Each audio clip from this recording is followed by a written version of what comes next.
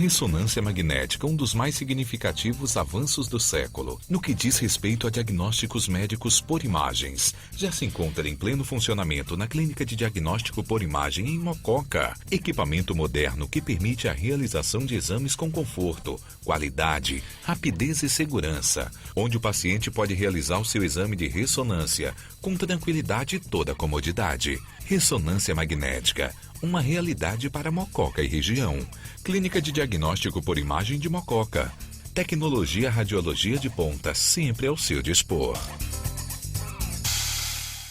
O Laboratório São Sebastião é um dos mais bem equipados do interior de São Paulo, com equipamentos importados de última geração, realizando análises com código de barras, impedindo que haja troca de materiais e ainda utiliza sistema fechado de amostra retirada pelos equipamentos, evitando ao máximo contato manual. Há 12 anos sob as normas da ISO 9001, 20 anos de excelência, avaliado mensalmente pela Sociedade Brasileira de Análises Clínicas e primeiro ano no Sistema Nacional de Acreditação. Laboratório São Sebastião. Tecnologia a serviço da vida. Mobiliar a casa não é fácil, principalmente quando se procura preço, qualidade e condições de pagamento. No Palácio Móveis, os preços são os melhores. A qualidade e garantia dos produtos você já ouviu falar. Por isso, quando chegar a hora de mobiliar ou renovar os móveis de sua casa, converse com nossa equipe. Mês de março, a loja toda em 11 vezes sem juros, com entrada para maio. Estamos na rua Carmo Taliberti 391, Centro, Mococa. Fone 19 3656 0958. Sônia Cabeleireira, agora em novas instalações, com mais conforto e comodidade. Uma equipe de profissionais qualificados e produtos de qualidade comprovada esperam por você. Na hora de escolher o seu salão de beleza, escolha pela qualidade e confiança. Escolha Sônia Cabeleireira. Agora junto com o SOS Beleza, oferecendo linhas de secadores, pranchas e muito mais. Além de assistência técnica especializada. Sônia Cabeleireira, Praça Major José Pedro 81, Mococa.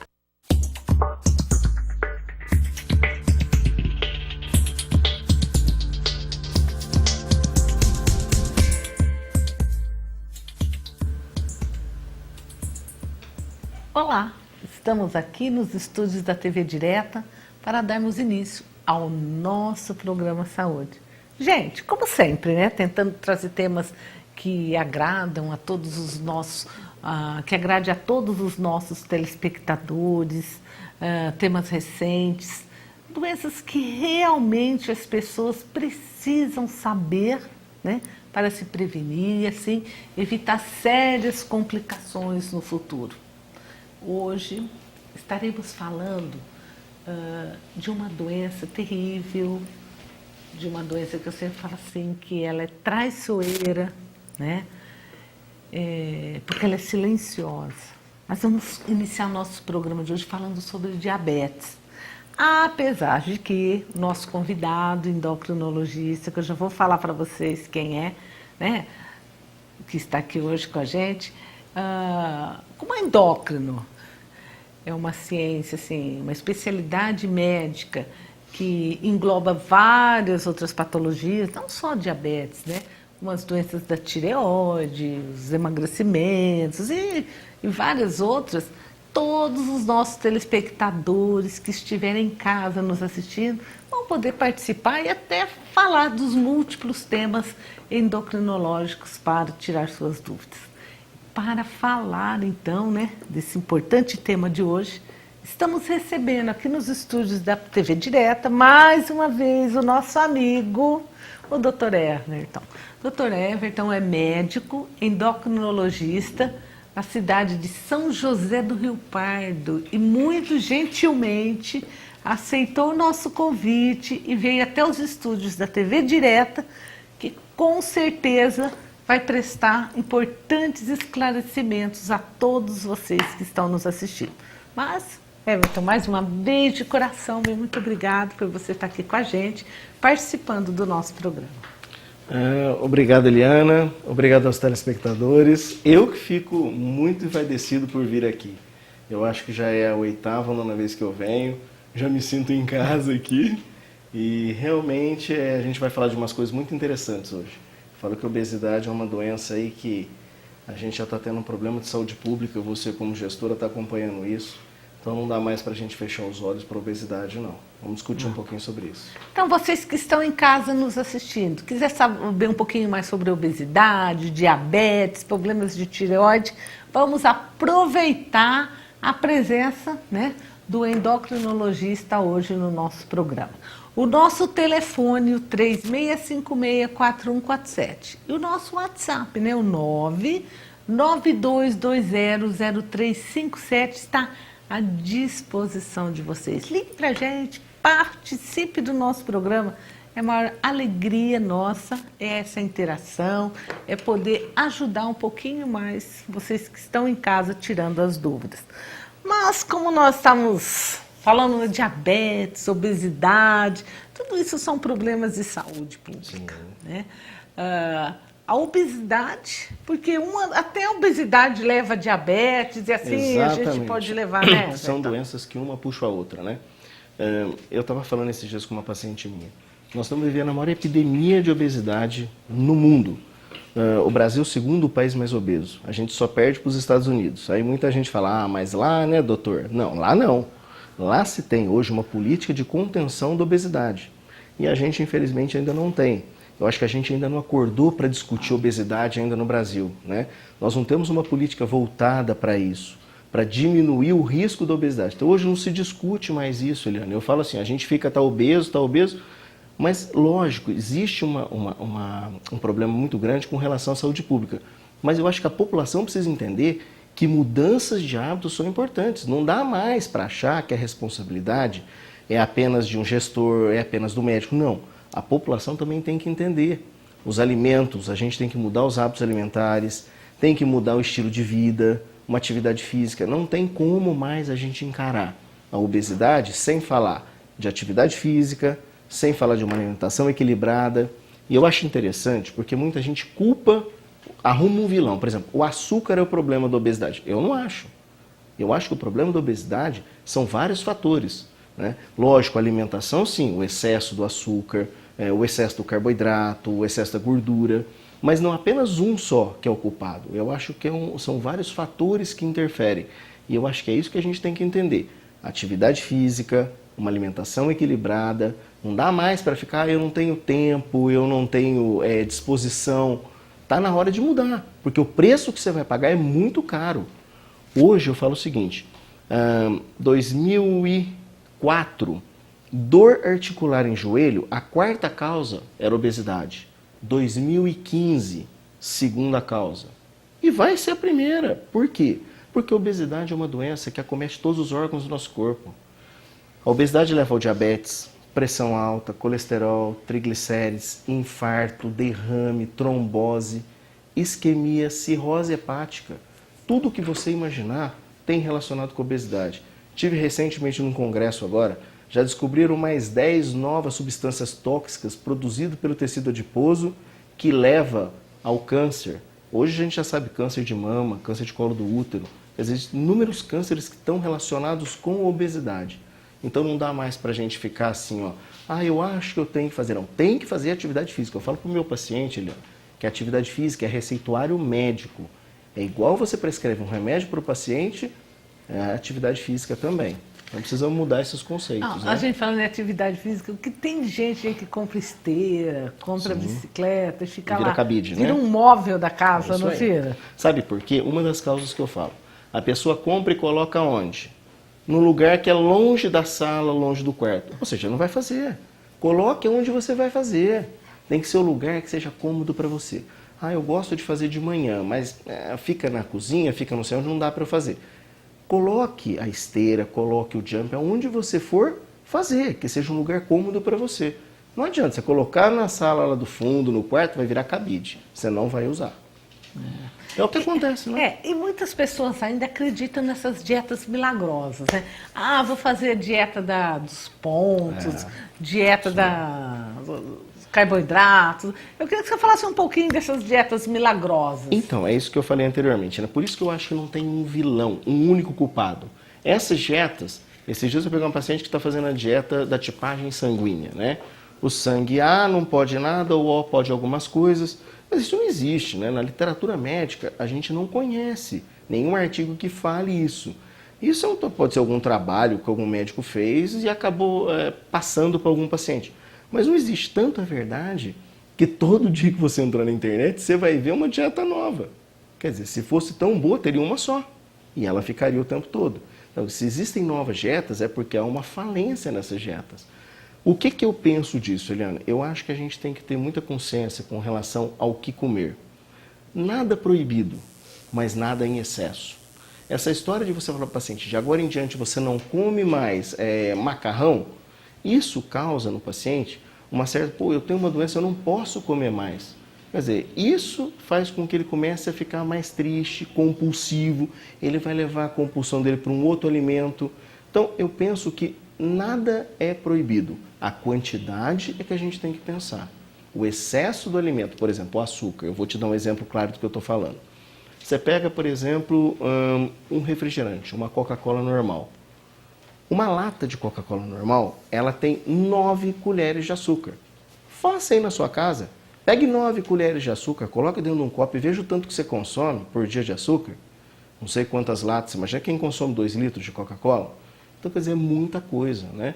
Então, essas dietas loucas que aparecem, dieta de... Agora tem o jejum intermitente, não sei se você ouviu falar sobre isso. O jejum intermitente, eu particularmente sou contra. Eu tenho alguns colegas médicos que são a favor. Eu me baseei na literatura médica para me falar isso. Quando a gente come, a primeira a ser armazenado é a gordura. Então, o primeiro a armazenar é a gordura. Porém, a gordura é uma reserva de energia. Então, ela é a última a ser queimada. Então, quando você faz uma atividade física, por exemplo, você queima nos primeiros 30 minutos o carboidrato. Depois disso que você vai queimar o excesso, que seria a gordura. Quando você fica o dia inteiro sem comer, e o jejum intermitente é uma dieta por dia, ou seja, você vai almoçar e no outro dia de novo almoçar, o teu organismo ele fica tão ávido por comida que ele começa a transformar a proteína em carboidrato. Isso chama-se neoglicogênese. Ele transforma o açúcar que está ali armazenado, a proteína que está ali armazenada, em açúcar, que é uma fonte de energia.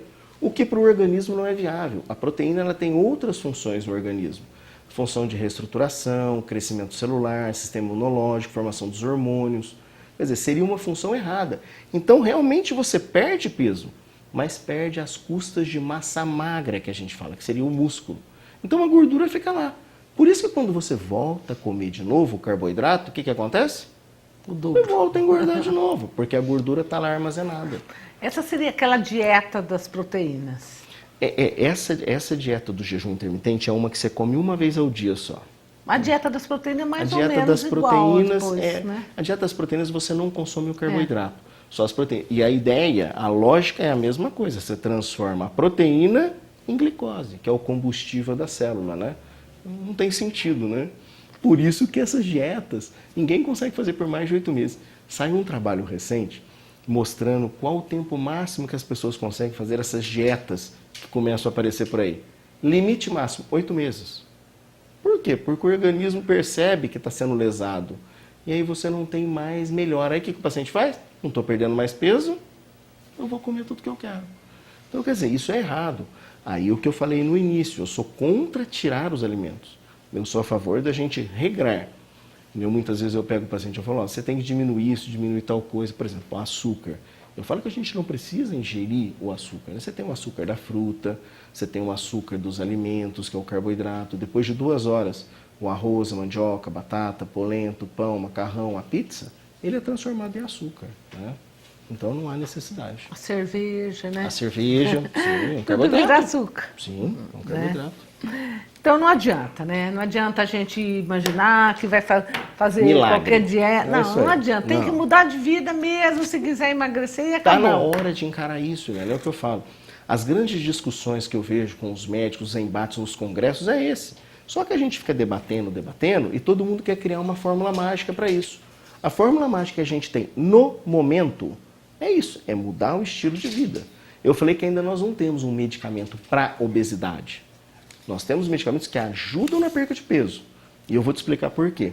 Você pega alguns pacientes, por exemplo, eles começam a comer. Depois de um certo tempo, o que acontece? Começa a ganhar peso. Aí eles voltam e querem perder peso. Aí ganham peso de novo. Fica nesse, né, vai e volta, vai e volta. Isso é péssimo para o sistema cardiovascular. não é bom. É preferível que o paciente se mantenha estável em um determinado peso, para que ele não fique oscilando. E, além disso, né, a obesidade vai levando doenças, e a pessoa vai ficando cada vez pior, né? Não, é o que eu falei, né? Não tem jeito, além, né? tem alguns trabalhos mostrando hoje que o paciente obeso, ele tende a sair menos, né? Então a parte social fica muito comprometida. Exatamente porque acaba sendo, vai num lugar, olha o obeso, é difícil para entrar, por exemplo, num lugar que está mais apertado. Então é muito complicado. Eu acho que não dá mais para a gente não enxergar mais que a obesidade é uma doença de saúde pública, né? E assim, eu acho que para a pessoa emagrecer, ela tem que pensar magro, né? Porque muitas vezes a pessoa está em casa e fala, deixa eu ver o que eu vou comer à noite. O cérebro dela já começa a trabalhar, né? Não é? Eu brinco com meu paciente, eu falo que esse é o cérebro do obesocêntrico, né? Ele está almoçando e está pensando no final de semana o que ele vai comer. O que nós vamos fazer no final de semana, né? Então, quer dizer, isso é um pouco da ansiedade, é aquela história, eu vou fazer, eu vou comer. Lógico, comer é uma sensação de bem-estar, mas eu falo que a gente tem que pensar na quantidade, né? Isso é muito importante. Quando a gente for para pensar, tu começa a pensar, vou comer um franguinho, um filezinho, uma coisa light, né? E eu falo que todo encontro, né, que a gente reúne alguém, eu falo para os pacientes, né, ninguém reúne, fala assim, vai lá em casa fazer uma alface, um tomate e uma rúcula. Ninguém chama ninguém para isso, né? Então eu falo que a gente tem que pensar também nessa parte social. Lógico, ninguém vai fazer isso que eu falei, mas eu acho que tem que ter um pouquinho, tem que mudar alguns hábitos, né? Tem alguns alimentos que eu acho que eles não têm que entrar. Por exemplo, refrigerante. Eu não entendo aonde que um refrigerante faz bem, né? 9 colheres de açúcar numa lata de Coca-Cola, qual o benefício disso? Não consigo entender. Às vezes, sendo que você pode trocar por um outro alimento que é mais saudável, né? Seria isso. Mas vamos lá, estão chegando várias perguntas já pra gente, né? E nós já vamos começar a responder a todos os nossos telespectadores. Muita gente ligando para mandar abraço, para dizer um alô. Nós vamos responder a todos que estão participando do nosso programa. Gente, não esqueça, quem está participando via WhatsApp, de deixar o nome, né?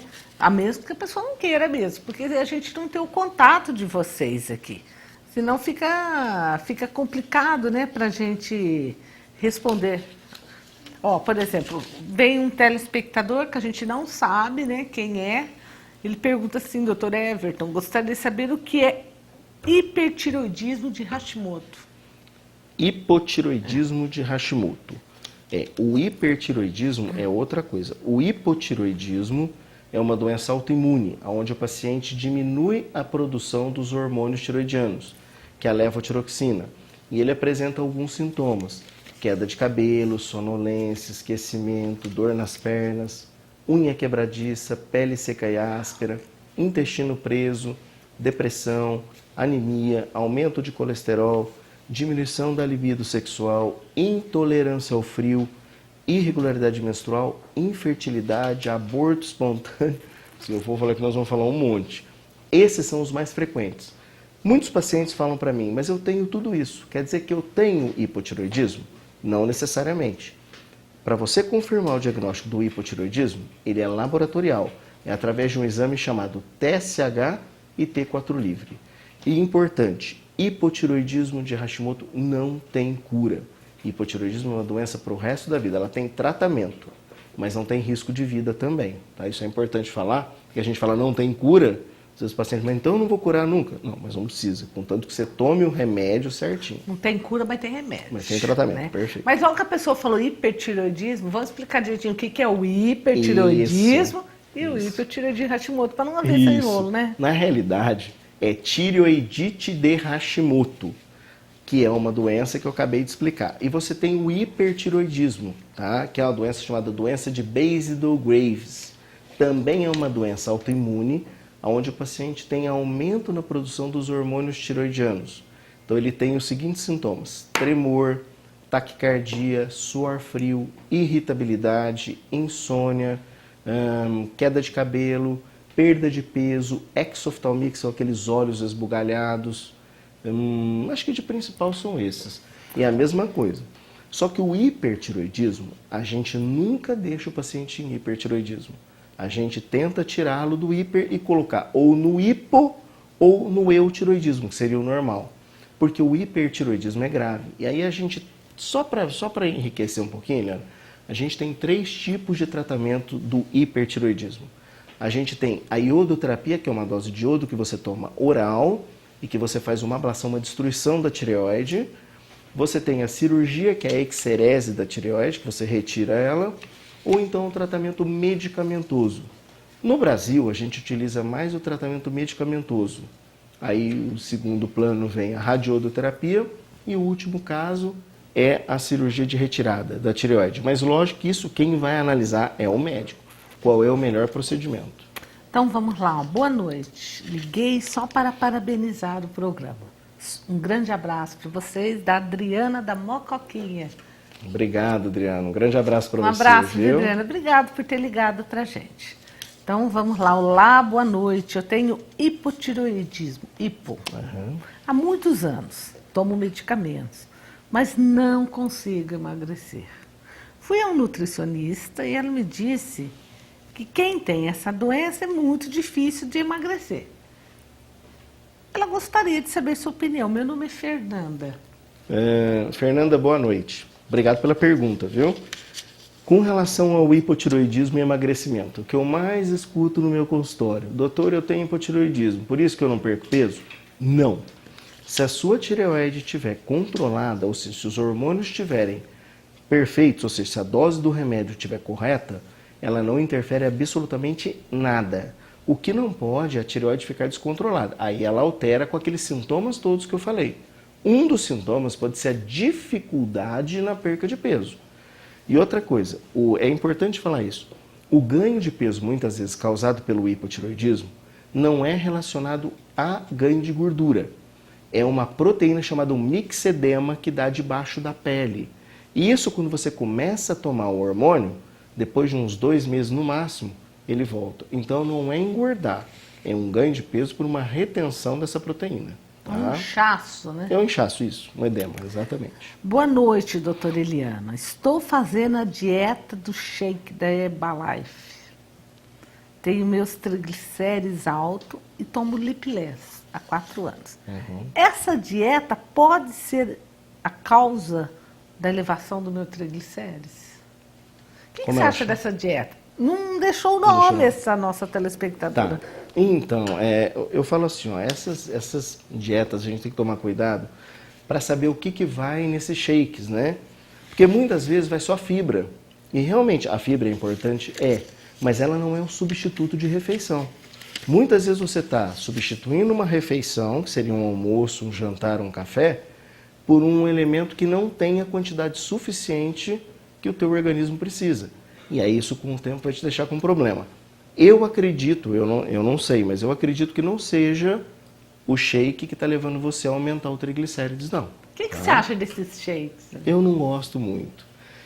Tem um shake, Eliana, que eu gosto muito, que esse shake, ele é um substituto de refeição. Se você olhar no rótulo dele, e isso eu fui conhecer para ver, ele tem todos os nutrientes que teria num prato de refeição. Então, esse sim eu acho que é um substituto de refeição. Tem baixo índice glicêmico, porque hoje se fala muito de índice glicêmico nos alimentos, né? O que seria isso? Quando você pega, por exemplo, um refrigerante e você toma ele, o teu pâncreas tem que produzir uma quantidade muito grande de insulina. E a insulina é um hormônio anabólico. Ela faz o paciente ganhar peso. Então, quanto mais insulina eu produzo, mais eu engordo.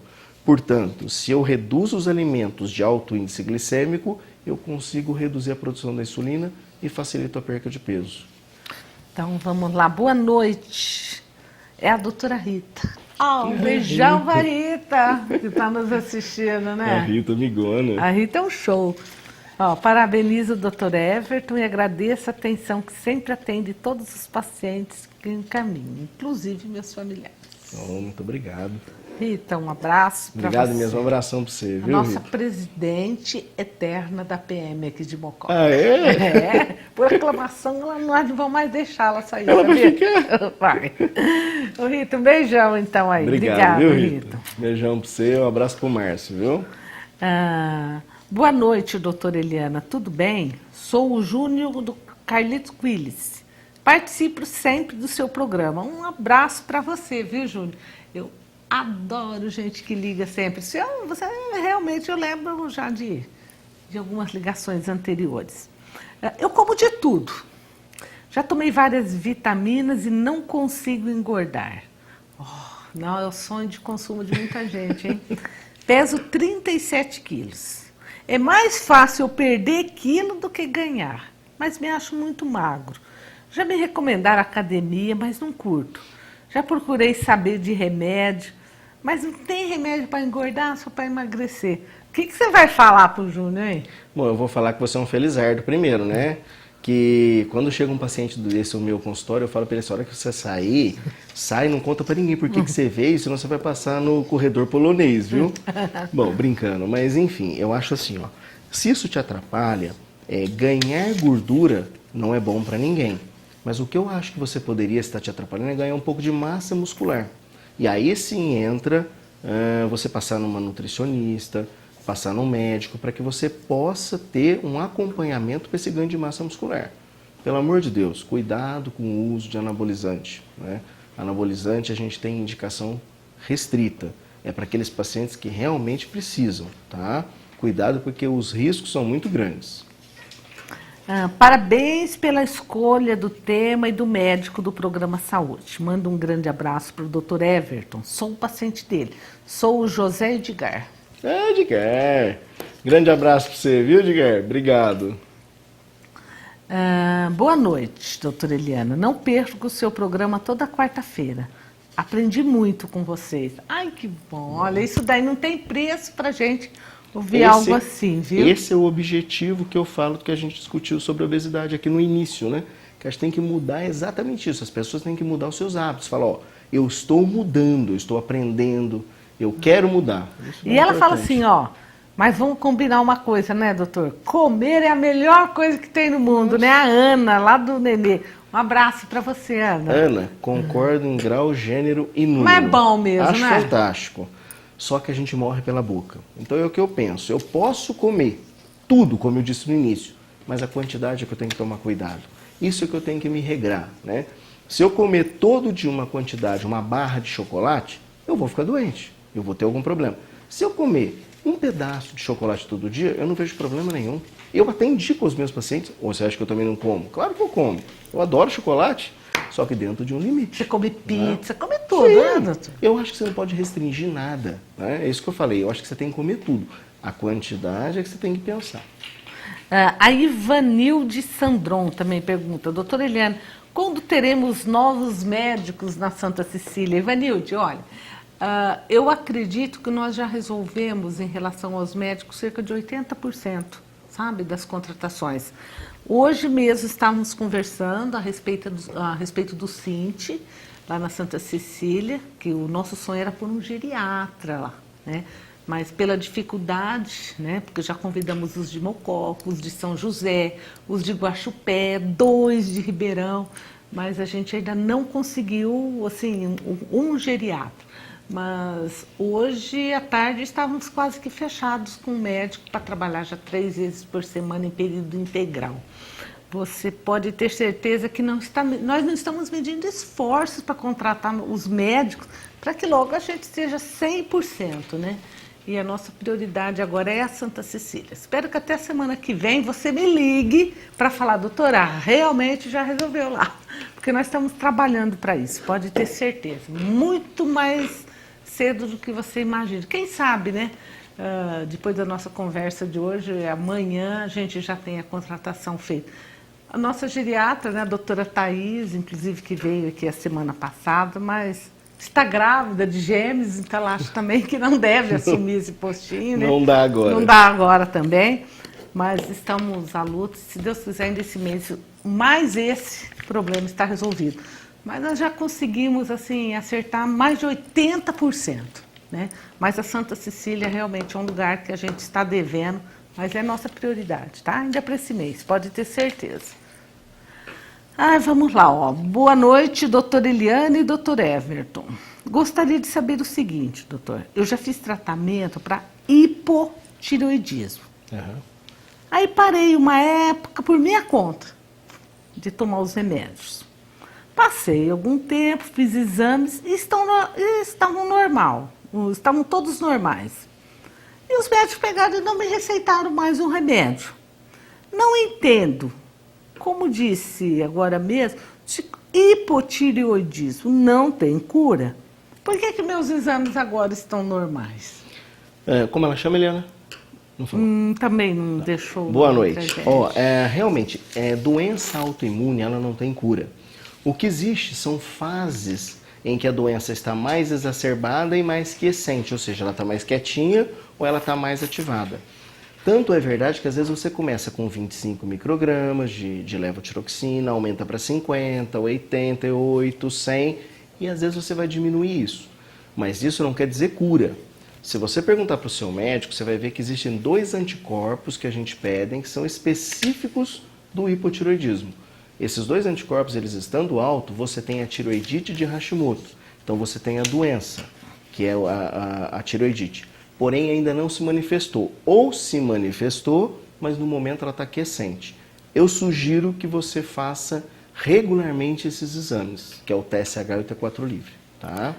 A dona Odete da Casa Marques, como sempre, né, ligando, participando aqui junto a gente, ligou para mandar um abraço para o doutor, né? E obrigado, que na casa dela está todo mundo assistindo. Então, mandar um abraço para a Silvinha, para a Cristina e para todo o pessoal daí que está sempre nos acompanhando, né? A Júlia do Jardim Lavínia diz o seguinte: doutor, esses sucos que a gente compra de caixinha, que vem escrito assim, 0 adição de açúcar, é verdade? Como ela chama? Júlia, né? Júlia. Júlia, boa noite. Depende dos produtos. Eu vou te dar um exemplo claro aqui. Eu vou até falar um nome. Posso, Eliana? O Del Valle. O Del Valle é um que ele fala que é 0 de açúcar, mas não é 0 de açúcar. Ele tem uma quantidade absurda de carboidrato. Esse carboidrato, ele é transformado em açúcar. Esse produto que eu te falei agora, ele tem mais açúcar do que, por exemplo, uma lata de Coca-Cola. Então, essa ilusão que a gente tem às vezes, de que eu estou tomando algo que é natural. Não é natural. Ele é industrializado, né? É que vem naquela caixinha, a gente acha que é uma coisa mais natural, que é uma laranjada, um suco de uva. Na realidade não é. E outra coisa importante que eu acho interessante falar também. Quando a gente fala em fruta, é importante as pessoas saberem que fruta também engorda e que fruta tem alto índice glicêmico. Se você pegar, por exemplo, o suco de laranja, ele tem alto índice glicêmico. Como eu expliquei anteriormente, o índice glicêmico é um dos fatores que contribui para o ganho de peso. Já se você chupar a fruta, comer a fruta, é melhor, ela tem baixo índice glicêmico. Você vai dizer, como que funciona isso? O suco, ele aumenta o açúcar e aumenta a insulina. Enquanto você comer a fruta, por exemplo, comer a laranja, aquele bagaço faz com que você diminua a produção da insulina. Portanto, comer a fruta é muito melhor do que você tomar o suco, tá? Bom, o Tramontina ligou pra gente, né, parabenizar a doutora Eliana pelo programa e dizer para o doutor Everton que ele é um cientista, Fred. Um grande abraço, um beijo. Obrigado, Tramontina, um abraço para você, viu? Oi, meu nome é Josiane. Doutor, meu filho está com sobrepeso e muito ansioso. Está indo ao psicólogo, ele tem 11 anos. Você acha que com 11 anos devo levá-lo ao endocrinologista? Porque os exames dele estão todos certos, mas mesmo assim fico muito preocupada. Como ela chama? Josiane. Josiane, boa noite. Eu vou te dar um dado estatístico alarmante, que saiu no último congresso que eu fui agora. Pasme você, 40% da população infantil está acima do peso. Está em sobrepeso e obesidade. Isso é assustador, porque hoje nós estamos com 62% da população adulta obesa. Imagina a população infantil até 15 anos, que a gente considera, com quase 40% de sobrepeso e obesidade. Essa ansiedade pode ser um dos fatores que está contribuindo para ele ganhar peso. A ansiedade, ela leva a uma compulsão, e a compulsão leva ao comer. Então, às vezes, o paciente come coisas muito calóricas. E aí, esse comer compulsivo é o que leva o paciente a ganhar peso. Agora, se você me perguntar se precisa entrar com remédio, eu acho que aí teria que ter uma avaliação individual. Você teria que realmente procurar um endocrinologista, ver qual é a situação. Às vezes a criança também passa por algum estresse, né? E esse estresse ela acaba jogando sobre a alimentação. E isso contribui para ela ganhar peso. Mas vou falar uma coisa muito importante. Criança que faz atividade física dificilmente é obesa. Criança tem que fazer atividade física. Quando eu digo criança, eu digo até os 14, 15 anos. Fazer atividade física. Mas não é 1, 2 horinhas, não. É fazer intensa, atividade física intensa. Porque o metabolismo deles é muito dinâmico. Então eles queimam caloria muito fácil. Mesmo comendo em excesso, a perca de peso é muito evidente. Porque a atividade física ajuda muito nessa idade. Boa noite, um abraço para o Dr. Everton. Meu marido é paciente dele. Estivemos ontem à noite em São José no consultório. Meu marido é o Antônio e meu nome é Lourdes, doutor. Antônio e Lourdes estiveram lá mesmo. Você tem a memória boa, né, doutor? Eu guardo mesmo meus pacientes. Eu dificilmente não lembro de alguns. Vamos lá, boa noite. Gostaria de saber, doutor, se após cirurgia de retirada total da tireoide, é normal ter hipocalcemia?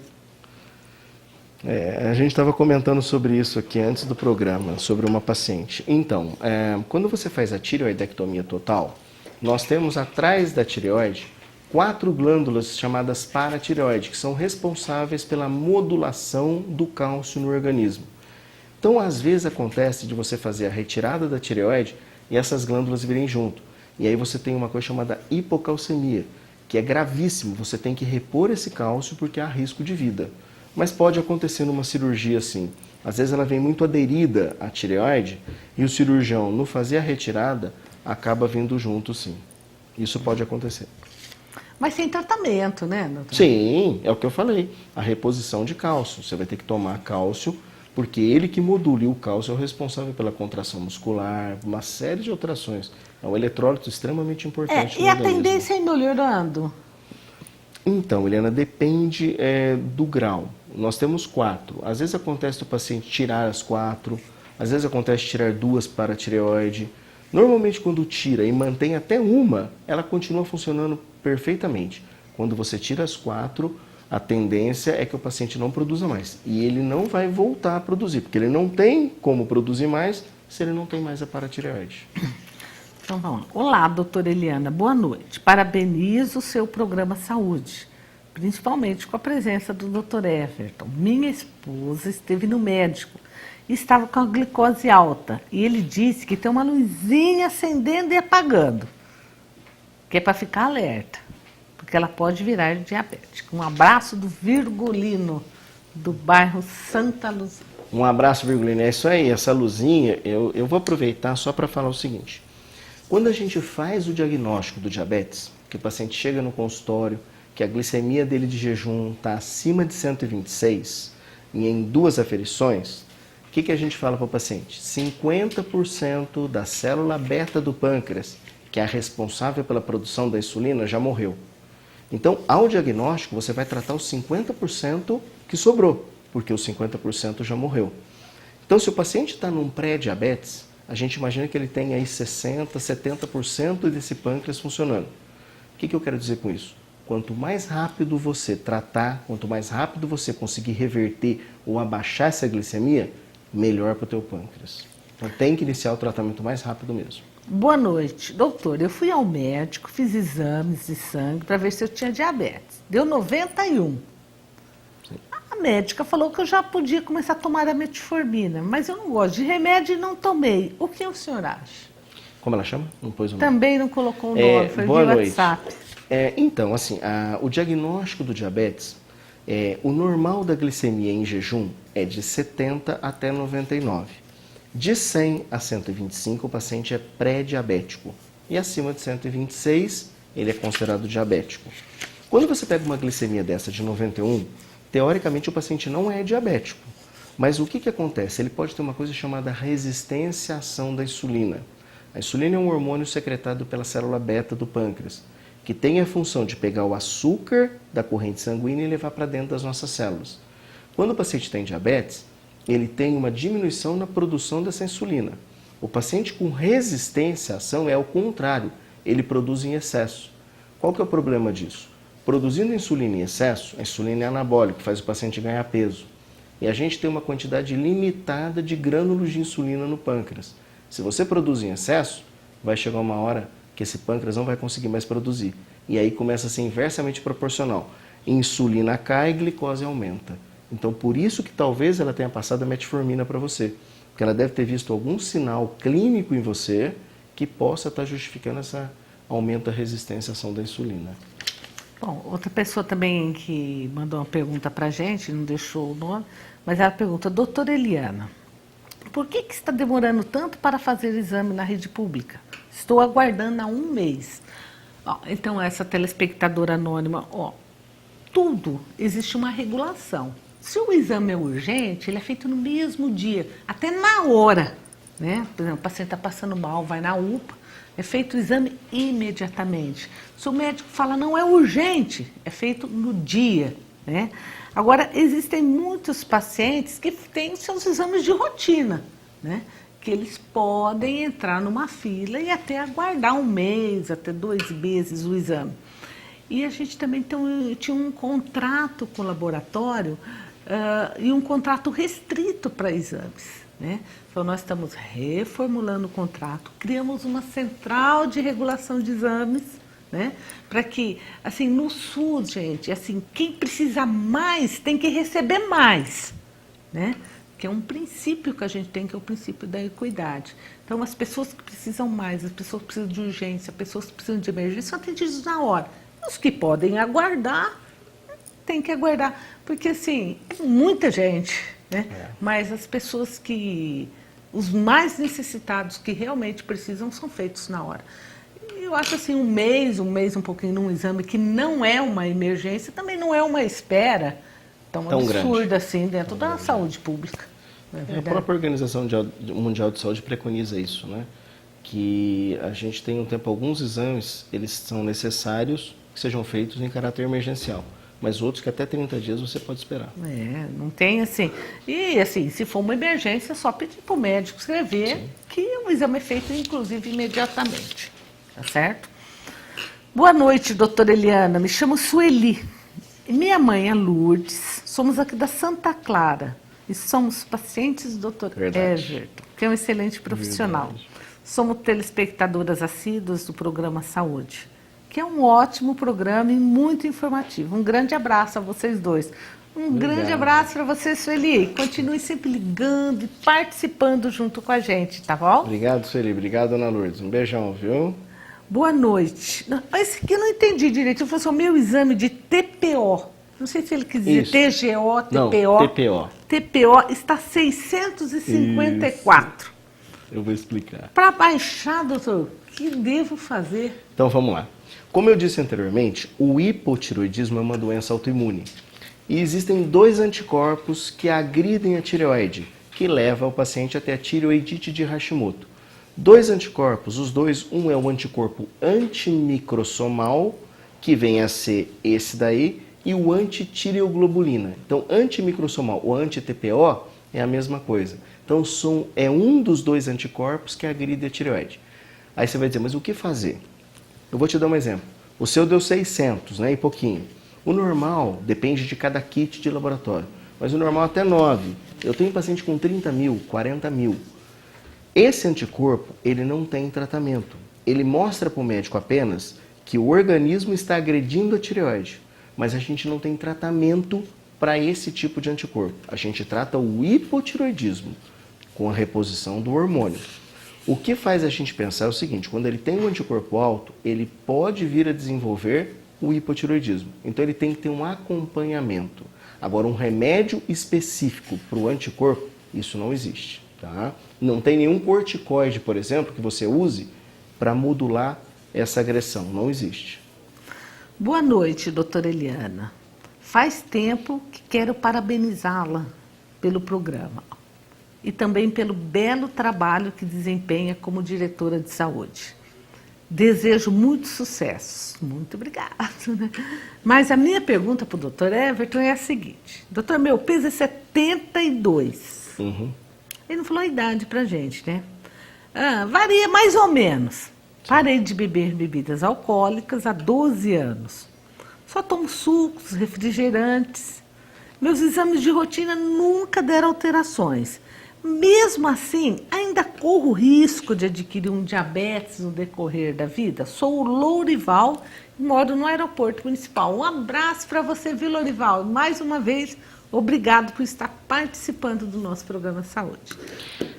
Boa noite, Lourival. Você está bem de peso. Você está bem de peso. Né? É importante a gente entender o seguinte, né? O diabetes é uma doença multifatorial. Então, a obesidade, sem sombra de dúvidas, é o fator primordial. Só para você ter uma noção, 90% dos diabéticos tipo 2 são obesos. Teoricamente, se eu pegar 10 diabéticos tipo 2, 9 estão acima do peso. Ou seja, a obesidade é o fator primordial. Mas existem outros fatores. Hereditariedade, sedentarismo, alimentação errada. Quer dizer, não é só o fator da obesidade, mas sem sombra de dúvidas que se você mantiver esses hábitos alimentares... Mas eu vi que você pôs aí refrigerante, né? Trocou a cerveja pelo refrigerante. Só cuidado com isso que eu te falei, né? Evitar, por exemplo, o suco de laranja. Procura tomar uma laranjada. Qual que é a diferença? Laranja você vai tomar um copo inteirinho de suco de laranja. Laranjada você mistura com água. Então o índice glicêmico é menor. Apesar de eu sugerir para você comer a fruta, sempre. Me chamo Silvia e mando um abraço pro doutor, porque sou a nora de um paciente dele, a dona Maria Maldonado. Dona Maria. Oi, boa noite, eu sou a Rosa, doutor. E eu tenho colesterol alto e triglicérides também. E falaram que tomar água com limão direto ajuda, é verdade? Como ela chama? Rosa. Rosa, eu não sei se você já viu algum trabalho sobre isso. Eu não vi nenhum trabalho na literatura médica mostrando que o consumo do limão reduz o triglicérides, né? Colesterol e triglicérides. Não, eu sinceramente eu não vi. Mal não faz, mas eu não vi nenhum trabalho na literatura. O que eu quero dizer com isso? Você pode até tomar, mas se for recomendado o remédio, tome o remédio e mais o suco de limão. Não, mas não me deixe tomar o remédio, não. A Neiva, do Chico Piscina, diz que está fazendo um tratamento no AME de Casa Branca para ansiedade. Né? E ela já fez vários exames, tal, mas falaram que essa ansiedade dela pode ser até por causa de hormônios. Isso é verdade, doutor? Então, como ela chama? Neiva. Ô, Neiva, pode ser, mas depende de alguns hormônios, realmente. Por exemplo, a prolactina é um hormônio, né? Ela estando alta, ela pode alterar. A prolactina tem mais de 300 funções no organismo. Então, é um dos hormônios que pode estar relacionados ao ganho de peso. Mas aí é muito vago a gente falar, né? Que a sua compulsão, a ansiedade está relacionada ao hormônio. Por isso que eu acho que o médico teria que pedir esses hormônios para exatamente afastar essa possibilidade. Ou então confirmar e tratar você, tá? Doutor Everton, boa noite. Meu neto de 9 anos tem feito exames, sempre por ter colesterol alto, com 9 anos, né? E os últimos 2 exames também deram alterado. Gostaria de saber o que leva uma criança que tinha tudo normal começar a ter o colesterol. Como ela chama? Então, também não deixou o nome pra gente. Boa noite. Interessante essa sua pergunta, porque é o que muita gente me questiona no consultório, né? Eu não como fritura, eu não como nada que justifique um aumento do colesterol. Então, é importante a gente entender o seguinte: 70% do colesterol é endógeno, ou seja, nós produzimos. 30% vem da alimentação. Então, se a gente retira a quantidade suficiente da alimentação, você vai conseguir tirar no máximo 30%. Você pega uma criança que nem ele, acho que 9 anos, né? Você pega uma criança de 9 anos. Não justifica ter um colesterol tão alto por causa da alimentação. Então isso é endógeno. E normalmente é uma coisa que a gente chama de hipercolesterolemia familiar. O que é isso? É um gene que acaba passando de pai para filho. Nem todos vão ter, tá? Ou seja, pode ser que ele tenha, o outro sobrinho não, mas o filho dele vai ter. Quer dizer, nem todos da geração vão ter, mas eles vão apresentar esse gene. Então, nesse caso em especial, dependendo de quanto tiver o colesterol, é interessante que você trate. Por quê? Colesterol é o segundo fator de risco mais importante para evento cardiovascular. Primeiro é a pressão não controlada. Segundo, o colesterol, como eu disse. E o terceiro, o diabetes. Então, não dá para você pegar um paciente hoje com colesterol alto e falar para ele, você está ótimo. Que muitas vezes eu vejo isso. O próprio paciente fala, doutor, mas eu estou tão bem. ele está bem por fora, mas o colesterol estando alto, ele é terrível. O colesterol é um fator de risco importantíssimo para evento cardiovascular, infarto, derrame, trombose, isquemia. Então tem que tratar. E quanto mais cedo, melhor. Boa noite, meu nome é Andréia. Meu filho, doutor, tem 16 anos. Ele sempre quis ir ao médico porque ele é baixinho para a idade dele, né? Sempre fica me questionando. Eu não sei se eu devo levá-lo ao médico, não, porque os pais, né? Nós também somos baixos. Agora, acho que não sei se é por causa da adolescência, né? O que você Isso aí. Como que ela chama? É Andréia. Andréia, é interessante essa sua pergunta. 16 anos, a gente fala que a gente consegue prescrever algum hormônio quando necessário até os 15 anos de idade óssea no menino e 14 anos de idade óssea na menina. Fora isso, não tem mais indicação de você usar o GH, que é o hormônio do crescimento, numa criança. Você vai ter outros benefícios, mas não no ganho de estatura. Outra coisa interessante é que você comentou ali que ele está reclamando um pouquinho, né, por causa da adolescência. É isso aí mesmo, tá? Chega numa fase, que é essa fase dos 14 até os 16, 17, que ser baixinho não é muito bom. Depois dos 18, ele vai se acostumar com isso. Agora, interessante eu falar o seguinte, diga para ele que 90% da estatura dos filhos estão relacionados à estatura dos pais. Então, filhos de pais baixos, a tendência é que eles sejam baixos, e filhos de pais altos, a tendência é que seja alto. 90% você pega de 10 filhos que um casal vão ter, 9 vão puxar para o padrão familiar, e um vai puxar ou para mais ou para menos. Quer dizer, então realmente se a sua família, o marido e você são baixos, a tendência é que ele seja baixo. Isso existe uma conta que a gente faz, chama Target Out. É uma continha que a gente calcula para ver a média da estatura que o filho vai ficar pelo padrão familiar dos pais. Tá? Boa noite, sou a Daniela. Já fui num endócrino porque estou com obesidade. Ele me receitou Bromazepam e Femproporex. O que você acha desse remédio, doutor? Como ela chama? Não falou o nome dela. Daniela. Daniela, boa noite. Esses remédios, eles não podem mais ser usados. O Femproporex, o Mazindol, eles agora está começando a voltar de novo, mas a Anvisa ainda não reconheceu isso, né? Está uma briga no Senado para autorizar, para não autorizar. Enfim, eu particularmente não utilizo. Eu acho que são inibidores de apetite e que têm efeito colateral muito ruim. Eu digo que até 3 semanas, no máximo 1 mês, eu até indico usar, mas mais do que isso não. Só como eu disse anteriormente, não está sendo comercializado no momento. E outra coisa, essa associação do Femproporex com o Bromazepam, ela não é indicada mais pela Sociedade Brasileira de Endocrinologia. Não pode associar no mesmo, por exemplo, numa mesma droga. Tá? Você não pode mandar manipular junto. É proibido isso hoje. Por quê? Porque os inibidores do apetite, eles deixam o paciente extremamente agitados. Então você passa o Bromazepam para que ele diminua o limiar de excitabilidade. E aí começa um jogo. Aí você dá um remédio para excitar, um outro para diminuir. Eu não gosto muito. Eu não utilizo essa linha de tratamento. Não gosto muito. Boa noite. É a Fernanda, doutor. Tenho 35 anos, né? Tenho também problemas de tireoide e tomo medicamento Puran de 100 microgramas. Sinto muito cansaço nas pernas. Meu cabelo cai, minhas unhas são muito fracas. Isso é por causa da tireoide. Várias vezes acordo e faço até o teste de glicemia em jejum, pois minha mãe tem um aparelhinho para medir. E quando acordo, na maioria das vezes, dá 123, 148, 157 em jejum. Posso, então, já me considerar uma diabética? Esse valor é alto ou é por eu ser obesa? Tá, então vamos lá. Esse exame, que chama glicemia capilar, ele não serve para diagnóstico. Ele serve para acompanhamento de pacientes já diagnosticados com diabetes. Para que você faça o diagnóstico com esse aparelho de glicemia capilar, a glicose tem que dar acima de 200 a qualquer hora do dia, o paciente estando com os seguintes sintomas: muita sede, muito xixi e boca seca. Esses exames aleatórios que você faz, eles não servem para diagnóstico. Então não dá pra gente dizer para você, ó, você vê que um dá 120, outro dá 140. Depende muito. Esse aparelho ele não é tão preciso.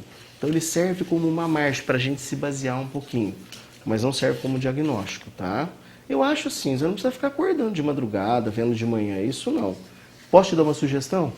Procure o posto, procure um médico e peça um exame de glicemia de jejum e um exame de hemoglobina glicada.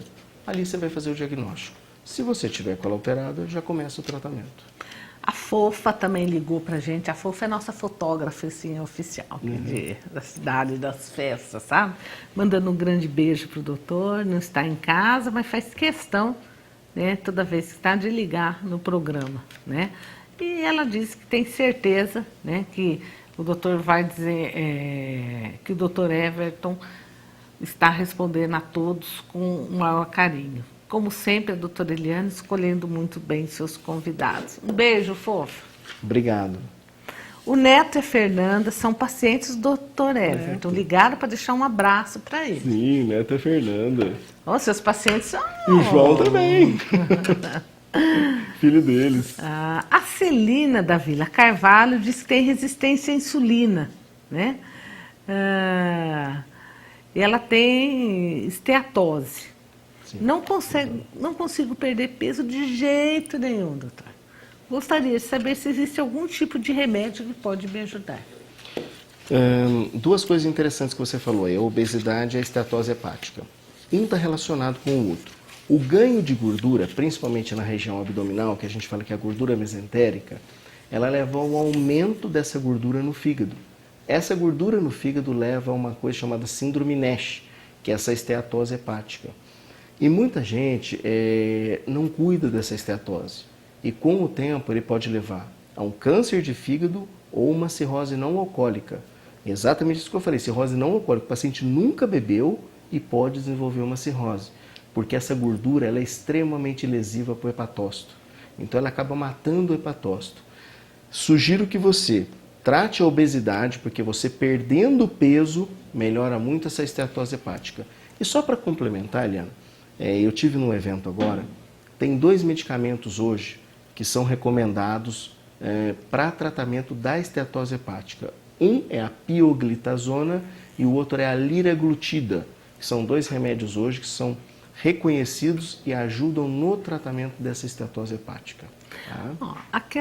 Acho que a senhora que ligou para falar do neto de 9 anos, que está com colesterol alto, ela disse assim que agora tem dado alterado também os hormônios da tireoide. Ele está com hipertireoidismo. Se o hipertireoidismo tem alguma coisa a ver com o colesterol alto? Tem. Você viu o que eu falei no início? Quais são os sintomas do hipotireoidismo? Cansaço, sonolência, aumento de colesterol. Então, uma das causas é isso. Mas eu acho que você falou hipertireoidismo. Eu acho que é hipo.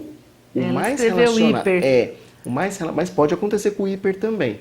Mas o mais relacionado com o aumento de colesterol é o hipotireoidismo. E aí eu sugiro que você trate primeiro o hipo, tá? Para depois ver se abaixa esse colesterol. Porque muitas vezes com o tratamento do hipotireoidismo há uma regressão do colesterol. E aí talvez nem precise do tratamento.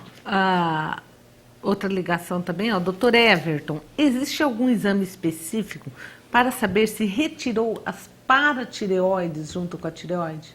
Existe. Boa noite. Não falou o nome também, né? Não.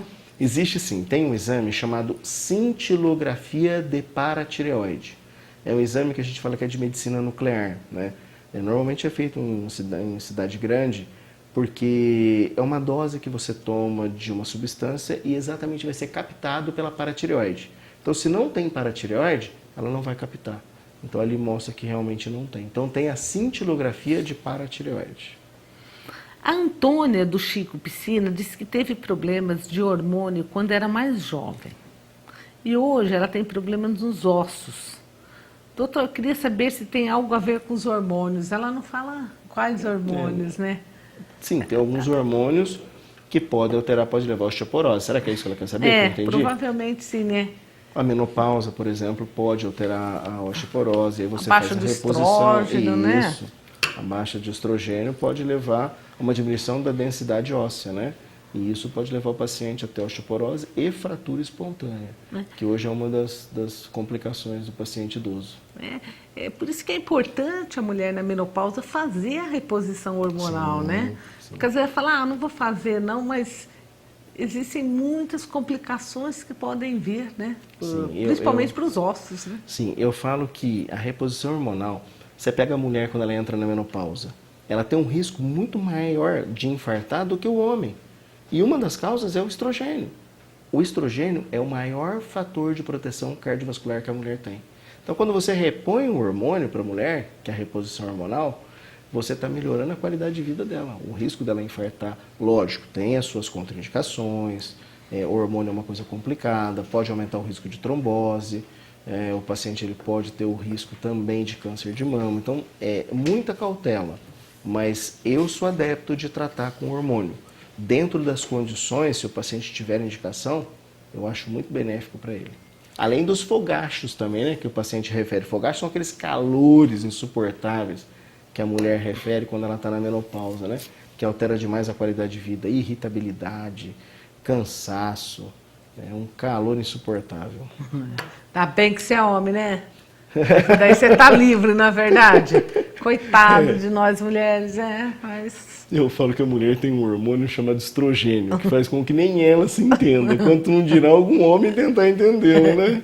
Dizem que as mulheres, né, no mesmo dia, elas têm uma oscilação, festa, né, de hormônios, né? Uma hora é o estrógeno, outra e quando entra na tudo, menopausa, né? Aí é um playground, né? Aí é uma festa, aí sobe, desce, terrível. Né? Aproveitando isso, os homens têm que ter bastante paciência com as mulheres nessa fase. Entender essa alteração hormonal. Isso é importante, viu, Eliana? Porque a mulher, quando entra nessa fase, ela fica muito irritada, ela fica com uma diminuição na lubrificação da vagina, então ela diminui a vontade do desejo sexual.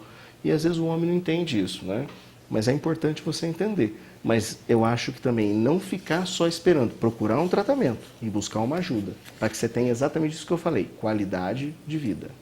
Boa noite. Doutor, o ano passado eu fiz um exame de curva glicêmica. Sim. E deu pré-diabetes. Comecei a tomar metformina e esse ano repeti o exame, já está tudo normal. Será que eu já posso parar o exame? Eu sou a Fernanda, da Vila Santa Rosa. Será que eu posso parar o remédio, né? Fernanda, diabetes não tem cura. Pré-diabetes, na minha opinião, é um diabético em potencial. Eu falo que é uma questão de tempo, é um tic-tac. Como é uma doença evolutiva, né?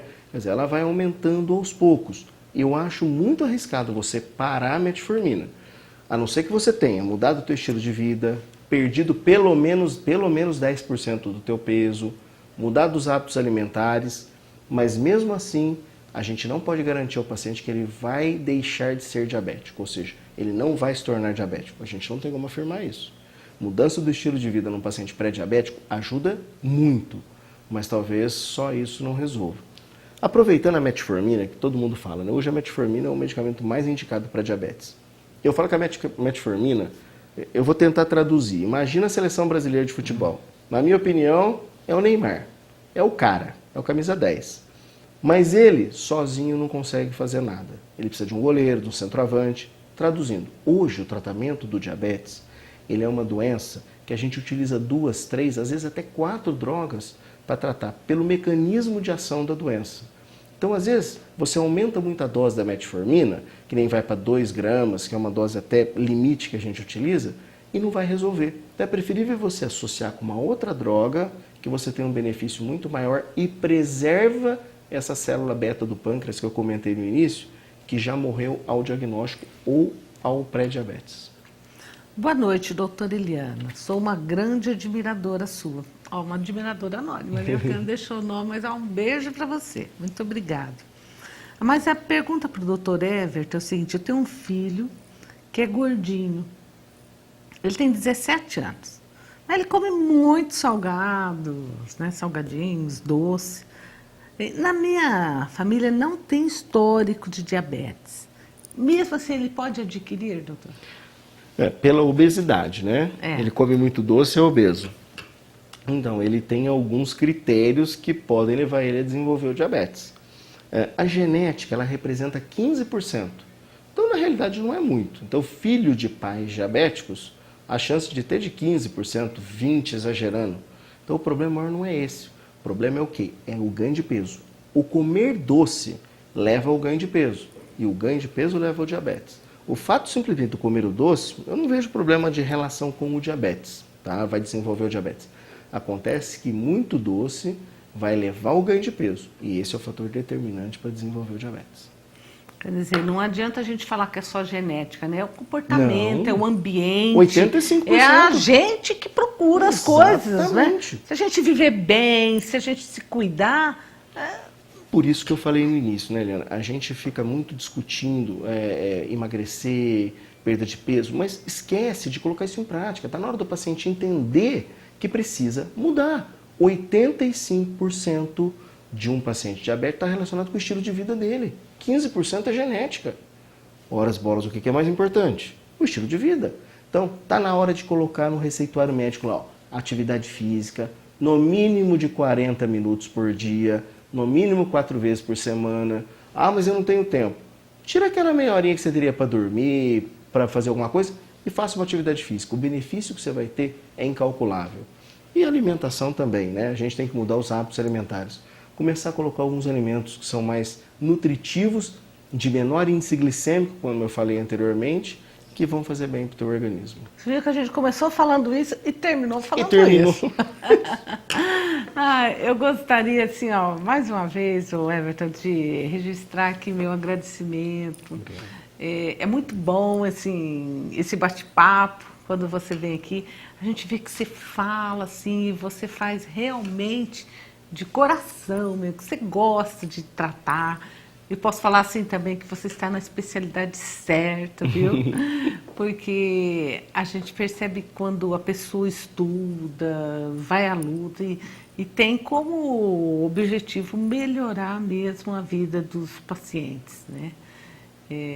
Então, eu fico muito feliz quando você vem aqui e fala de obesidade, fala de diabetes, falar dessas coisas, é lutar mesmo pela saúde pública, é desejar que as pessoas não fiquem doentes, né? Exatamente. Porque é ruim as pessoas querem remédio, exames, não, as pessoas têm que se cuidar.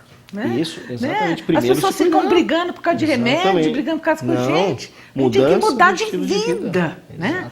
Então a gente tem que investir em qualidade de vida, em sair, passear, e não só de qualidade de vida física, mas social, em ser mais feliz. Né? Tudo isso traz saúde para as pessoas. Eu falo para meus pacientes um negócio, Helena, que nós somos seres biopsicossocial, né? O que nos difere de uma vaca, de um animal irracional. Vida, psico, pensa, social, que se relaciona. Se você não tem esses três, algo está errado. Você precisa rever seus conceitos. Você precisa tentar adequar esses três à sua vida, né?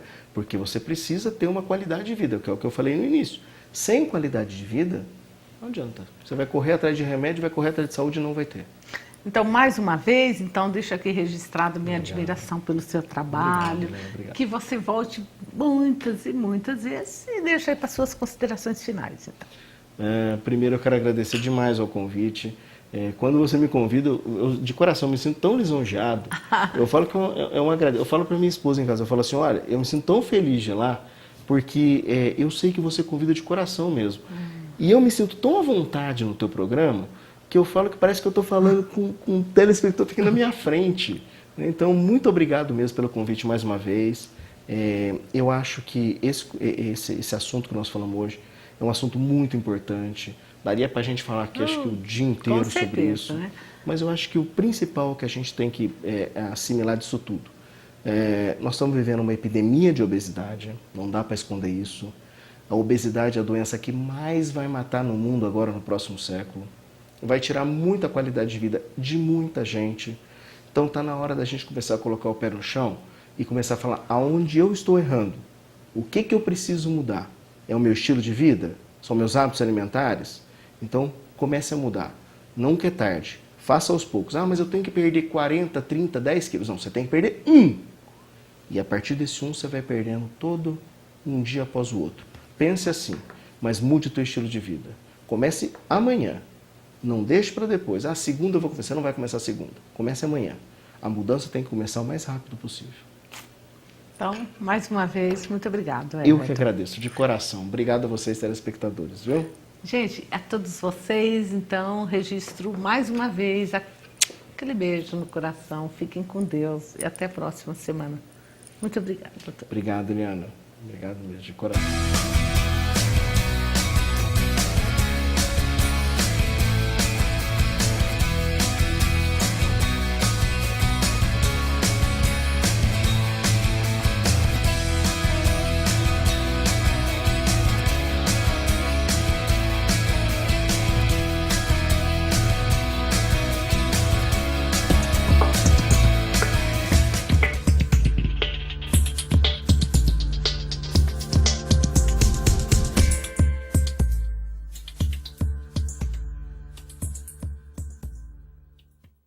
A ressonância magnética, um dos mais significativos avanços do século, no que diz respeito a diagnósticos médicos por imagens, já se encontra em pleno funcionamento na Clínica de Diagnóstico por Imagem em Mococa. Equipamento moderno que permite a realização de exames com conforto, qualidade, rapidez e segurança, onde o paciente pode realizar o seu exame de ressonância com tranquilidade e toda comodidade. Ressonância magnética, uma realidade para Mococa e região. Clínica de Diagnóstico por Imagem de Mococa. Tecnologia radiologia de ponta sempre ao seu dispor. O Laboratório São Sebastião é um dos mais bem equipados do interior de São Paulo, com equipamentos importados de última geração, realizando análises com código de barras, impedindo que haja troca de materiais e ainda utiliza sistema fechado de amostra retirada pelos equipamentos, evitando ao máximo contato manual. Há 12 anos, sob as normas da ISO 9001, 20 anos de excelência, avaliado mensalmente pela Sociedade Brasileira de Análises Clínicas e primeiro ano no Sistema Nacional de Acreditação. Laboratório São Sebastião. Tecnologia a serviço da vida. Mobiliar a casa não é fácil, principalmente quando se procura preço, qualidade e condições de pagamento. No Palácio Móveis, os preços são os melhores. A qualidade e garantia dos produtos você já ouviu falar. Por isso, quando chegar a hora de mobiliar ou renovar os móveis de sua casa, converse com nossa equipe. Mês de março, a loja toda em 11 vezes sem juros, com entrada para maio. Estamos na rua Carmo Taliberti 391, Centro, Mococa. Fone 19 3656 0958. Sônia Cabeleireira, agora em novas instalações, com mais conforto e comodidade. Uma equipe de profissionais qualificados e produtos de qualidade comprovada esperam por você. Na hora de escolher o seu salão de beleza, escolha pela qualidade e confiança. Escolha Sônia Cabeleireira. Agora junto com o SOS Beleza, oferecendo linhas de secadores, pranchas e muito mais. Além de assistência técnica especializada. Sônia Cabeleireira, Praça Major José Pedro 81, Mococa.